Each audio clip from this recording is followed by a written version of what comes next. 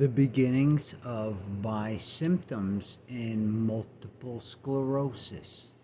Hi, friends, it's Adam, the crippled cannabis cowboy.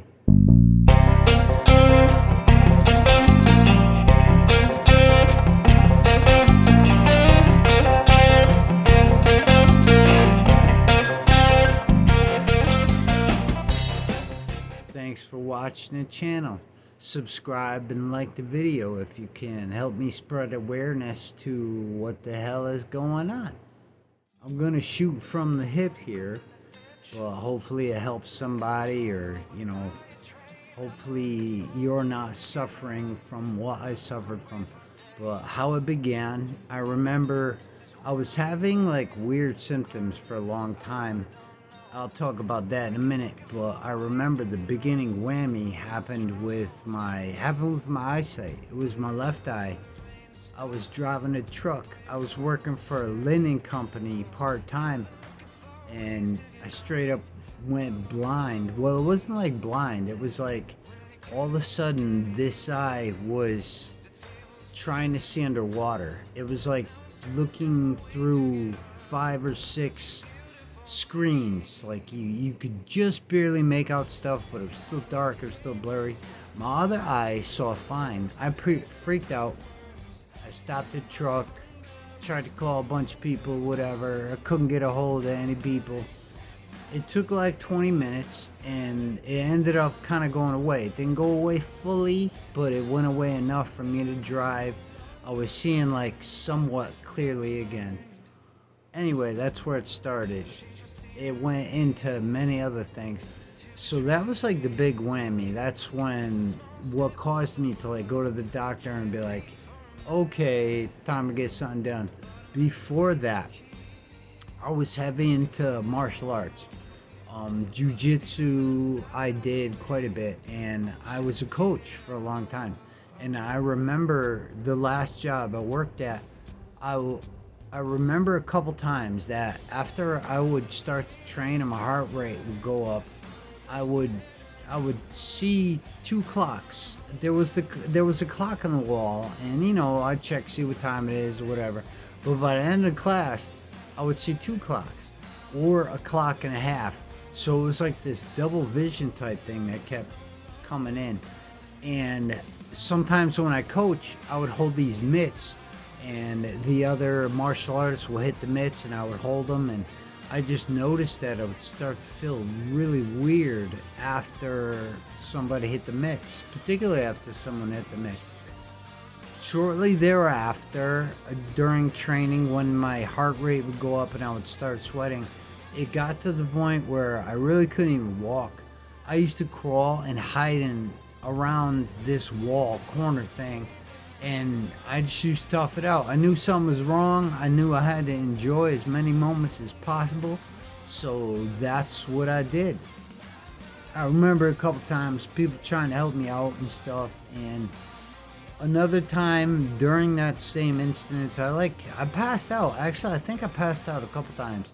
There was a couple of my fellow students that helped me. I remember there was one guy that gave me some super sugary EMT type stuff. I don't know what it was, but it helped me. It brought me back to consciousness. And actually, I knew something was wrong and I could feel it. So I used to ask my coach at the time for a dump of Gatorade in my mouth. I'm not even joking. I would kind of work off a sugar rush. It was very strange. So obviously those things were like the big whammy. There were things that happened before that were a telltale sign. Obviously, now that I know about it, there were telltale signs for quite a while, like a decade. So it's kind of weird. One example in particular was my flinching, or the spasms. These things would happen to me particularly when I was laying down. I remember being close with a nurse, and she was like a hardcore nurse, and she didn't notice. I didn't notice. I mean, it's noticeable, yeah, but nobody connected it with what the fuck was happening to me. So these spasms started in my right leg. It was like my inner thigh on the right side it would just spasm like 3 o'clock in the morning for when they're sleeping. Would it just bang? It would just shoot up, and it would wake up whoever was near me, including my poor dog. And a lot of times, pain kind of came with that. And it was either a pain in my groin area where the hip was, or a pain in my shoulders. It was kind of like borderline unbearable pain. Like I just had to lay there and let it stop somehow, I guess. There were some other signs too, but I don't want to bore you. And to actually sum all this up, this is just me asking doctors and, being a nerd because I like this stuff. What I was told is if you have something wrong with your vision in particularly, it the spasming too, the vision and the spasming is directly related to something that has to do with your nerves. So your nerves could be your spinal cord, it could be your brain or whatever, but it's a telltale sign that something's wrong. Now the weird thing is, this is just the spasms, just the flinching. The eyes is different. You got a problem, go see a doctor if your eyes acting funny, because it got something to do with your brain. People flinch. It's actually pretty common. People shake and twitch and have these kind of like things that happen to them, pretty common. But MS is a little different, so it's kind of something you have to look at. If I can go back in time, I would have got checked out like 10 years ago, 8 years ago, 7 years ago, something. I had no idea, and no one else had any idea either what the heck was happening to me. That's actually a separate story, like my diagnosis and stuff. Just as food for thought, don't take anybody's word for anything, like for real.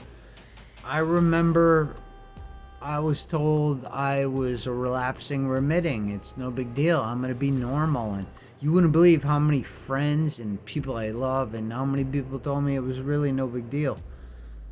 But look at me now. Yeah, right. No big deal, my ass. Here's the weird thing though. The guy that spotted it was an eye guy. He wasn't a neurologist, I don't think. Man, praise God for that guy. Wow.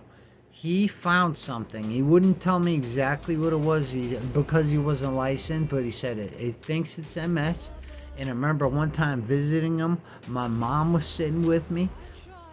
He came right out and, I said something about, yeah, I'm going to do this, I'm going to do that. And he turned around and said, Mr. Wall, you have to enjoy as much of your life as quick as you can. That was all he said.